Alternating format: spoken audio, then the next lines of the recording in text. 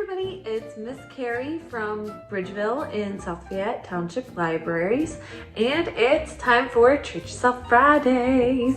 And what we're doing today is we're making our own erasers out of clay. Let's see what you'll need.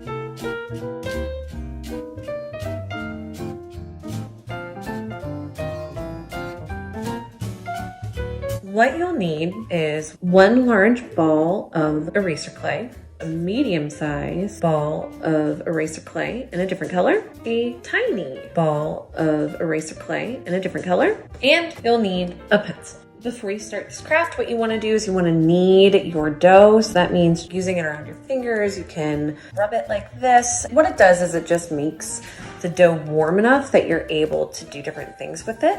Now that I have my clay back into a ball shape, what I want to do is I want to put it in between my palms and I want to gently roll it back and forth. And what that's going to do is it's going to give it more of like a squarish shape, and you can kind of play around with it too. I kind of like to make sure that it's able to stand on its own, kind of like that. And you want to kind of stack your icing on top of it too and do the same thing. And what it will look like once you have both of them on there, it'll kind of look more of like there's an icing line and there's a cupcake line. And what you want to do is take that pencil and you want to start making your cupcake liner. And then what you want to do is take an eraser and you want to make dents in the icing. It's already looking more like a cupcake already. And if you want, you can add a face. The next step is adding your cherry or whatever you want to put on top, whether it's like a little sprinkle or other things like that. But that goes on top of your little cupcake.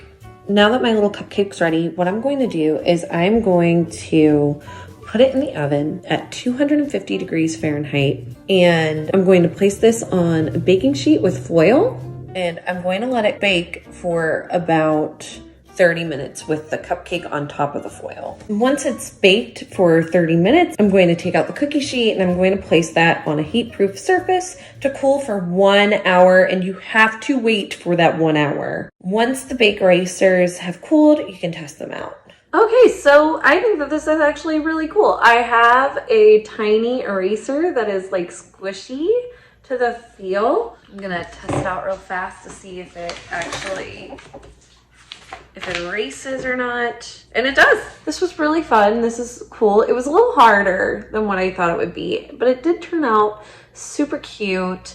Whichever, if you had it without the face or even with, it's a little creepy with it. But I mean, it's fine. It's still super cute and great. But yeah, thank you guys so much for joining me. I hope you have a wonderful rest of the week. I hope that you guys will join me next week whenever we do a 4-ingredient Nutella mug recipe. Bye guys.